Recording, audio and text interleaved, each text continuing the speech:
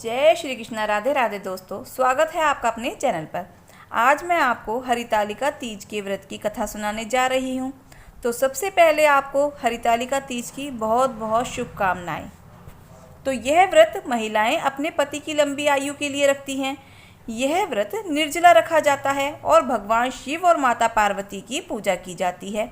अगले दिन व्रत का पारण किया जाता है। जिनकी विवाह के बाद पहली तीज है, उनको सुहाग की सभी वस्तुएं माता पार्वती को अर्पित करनी चाहिए। इससे सुहागनों को अखंड सौभाग्यवती का वरदान मिलता है, परिवार में सुख समृद्धि आती है। यह व्रत पति की लंबी आयु और अखंड सौभाग्य के लिए किया जाता है। तो अब सुनते हैं कथा। शिव पुराण के अनुसार भगवान शिव और माता पार्वती की पुनः मिलन हुआ था। एक बार भोलेनाथ ने माता पार्वती को उनके पूर्व जन्म की बात याद दिलाने के लिए तीज की कथा सुनाई थी। भगवान शिव ने कथा सुनाते हुए कहा, पार्वती, तुम मुझे पति के रूप में पाना चाहती थी, जिसके लिए तुमने हिमालय पर्वत पर कठोर तप किया। तुमने सर्दी, गर्मी, बरसात आदि सभी कष्टों को सहकर तपस्या की। इसे देखकर तुम्हारे पिता बेहद दुखी थे। एक बार भगवान विष्णु के कहने पर देवऋषि नारद तुम्हारे घर गए और उन्होंने तुम्हारे पिता से कहा कि भगवान विष्णु आपकी पुत्री से विवाह करना चाहते हैं। आपकी क्या राय है? यह सुनकर पर्वतराज बेहद खुश हुए और वह अपनी पुत्री का विवाह भगवान विष्णु के साथ करवाने के लिए तैयार हो गए।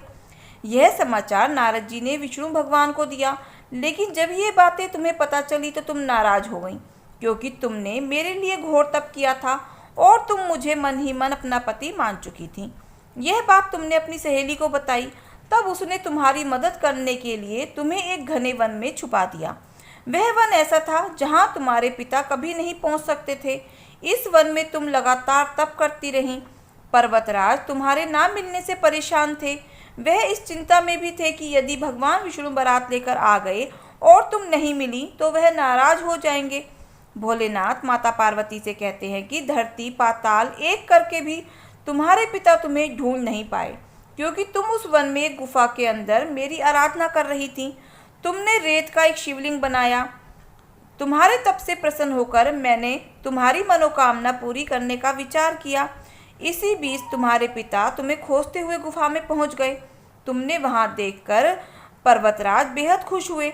तुमने अपने पिता से कहा कि तुमने मुझे अपना वर चुना है और इसके लिए घोर तप किया है, और आज यह तप सफल हो गया है। भोलेनाथ ने मेरा वरण कर लिया है। अगर आप मेरा विवाह शिवजी से करने को तैयार हैं तो ही मैं आपके साथ चलूँगी। यह सुनकर पर्वतराज ने तुम्हारा विवाह मुझसे करने को कह दिया, मतलब तैयार हो गए। इसके बाद उन्होंने विधि विधान से हमारा विवाह संपन्न कराया। हे पार्वती, इस तरह तुमने मेरे लिए कठोर व्रत किया और हमारा विवाह संपन्न हुआ। उसी तरह यदि कोई स्त्री इस हरियाली तीज का व्रत पूरी श्रद्धा और निष्ठा से करेगी तो मैं उसे मनवांछित वर प्रदान करूंगा और अखंड सौभाग्य का वरदान दूंगा। हे भोलेनाथ, इस कहानी को कहते सुनते और हुंकारा भरते सब पर अपनी कृपा बनाए रखना। इस दिन महिलाएं अपने पति की लंबी आयु और अखंड सौभाग्य के लिए माँ पार्वती और भोलेनाथ की पूजा करती हैं। तो प्रेम से बोलो, जय हो भोलेनाथ की, जय हो माता पार्वती जी की। अब हम आपको सुनाएंगे गणेश भगवान की कथा। एक बार गणेश जी महाराज सेठ जी के खेत में से जा रहे थे, तो उन्होंने 12 दाने अनाज के तोड़ लिए। अचानक फिर गणेश जी के मन में आया कि मैंने तो सेठ जी के खेत में से चोरी कर ली, और वो पछतावा करने लगे और सोचने लगे कि मुझसे यह पाप हो गया, अब मैं क्या करूं। तो सोचते सोचते गणेश जी ने कहा कि चलो मैं सेठ जी के यहाँ 12 साल नौकरी पर रह जाता हूँ, मेरे पाप कम हो जाएंगे। यह सोचकर गणेश जी एक बालक का रूप धारण करके सेठ जी के घर चले गए और कहने लगे कि मुझे कोई काम पर रख लो। तो सेठ जी को तो ज़रूरत थी और उन्हें काम पर रख लिया। एक दिन सेठानी जी राख से हाथ धो रही थी, तो गणेश जी ने सेठानी जी का हाथ पकड़कर मिट्टी से धुलवा दिया। सेठानी सेठ जी के पास गई और बोली कि ऐसा कैसा नौकर रखा है जो नौकर होकर मेरा हाथ पकड़ लिया। तो गणेश जी को बुलाकर सेठ जी ने कहा कि क्यों भाई, तूने ऐसा क्यों किया, सेठानी का हाथ क्यों पकड़ा। तो गणेश जी ने कहा कि मैंने तो एक सीख की बात बताई है कि राख से हाथ धोने से घर की लक्ष्मी नाराज होकर चली जाती है और मिट्टी से हाथ धोए तो लक्ष्मी जी लौट कर आती है। तो सेठ जी ने कहा, गणेश जी है तो सच्चा। ऐसा करते करते कई दिन बीत गए। थोड़े दिनों बाद कुंभ का मेला आया। सेठ जी ने कहा, मुझे तो टाइम नहीं है, गणेश तू सेठानी को कुंभ के मेले में स्नान करवा के ले आ। तो गणेश जी सेठानी जी को लेकर कुंभ के मेले में चले गए। तो वहां जाकर सेठानी किनारे पर बैठकर थोड़ा थोड़ा पानी डालकर नहा रही थी।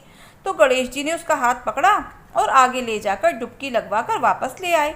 तो घर आकर सेठानी ने सेठ से कहा कि गणेश ने तो मेरी भी इज्जत नहीं रखी, इतने सारे लोग थे, उनके बीच में घसीटकर मुझे पानी में आगे ले गया। तो सेठ जी ने फिर गणेश जी को बुलाया कि भाई तूने ऐसा क्यों किया। तो गणेश जी ने कहा कि सेठानी जी तो गंदे पानी से किनारे पर बैठकर नहा रही थी, मैं तो आगे ले जाकर साफ पानी में डुबकी लगवा कर ले आया। इससे अगले जन्म में बहुत बड़े राजा और राजपाट मिलेंगे। तो सेठ जी ने सोचा कि गणेश है तो सच्चा। एक दिन सेठ जी के घर में पूजा पाठ हो रही थी, हवन हो रहा था। तो सेठ जी हवन पर बैठे थे और गणेश जी को कहा कि जाओ सेठानी जी को बुलाकर ले आओ। तो जैसे ही गणेश जी सेठानी जी को बुलाने अंदर गए तो सेठानी जी तो काली चुनरी ओढ़कर गणेश जी के साथ चलने लगी। तो गणेश जी ने उस चुनरी को उतार कर फाड़ दिया और कहा कि लाल रंग की चुनरी ओढ़कर चलो। तो सेठानी नाराज होकर गुस्सा होकर बैठ गई। उधर हवन पर बैठे हुए सेठ जी को सेठानी जी का इंतजार करते हुए काफ़ी देर हो चुकी थी। सेठानी जी बाहर नहीं आई। तो सेठ जी खुद उठकर अंदर गए तो देखा सेठानी जी गुस्से में पड़ी थी। तो सेठ जी ने कहा कि क्या बात है। तो सेठानी बोली कि आज तो गणेश ने हद ही कर दी, मेरी चुनरी फाड़ दी। तो सेठ जी ने गणेश जी को बुलाकर बहुत डांटा और कहा कि तुम बहुत बदमाशी करते हो। तो गणेश जी ने कहा कि पूजा पाठ में काले रंग का वस्त्र नहीं पहनते, इसलिए मैंने तो सिर्फ लाल वस्त्र पहनने के लिए ही बोला था। काला वस्त्र पहनने से कोई भी शुभ काम सफल नहीं होता। तो फिर सेठ जी ने सोचा कि गणेश है तो समझदार।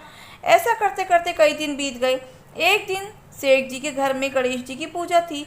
तो पंडित जी ने कहा कि वो तो गणेश जी की मूर्ति लाना ही भूल गए, अब हम क्या करेंगे।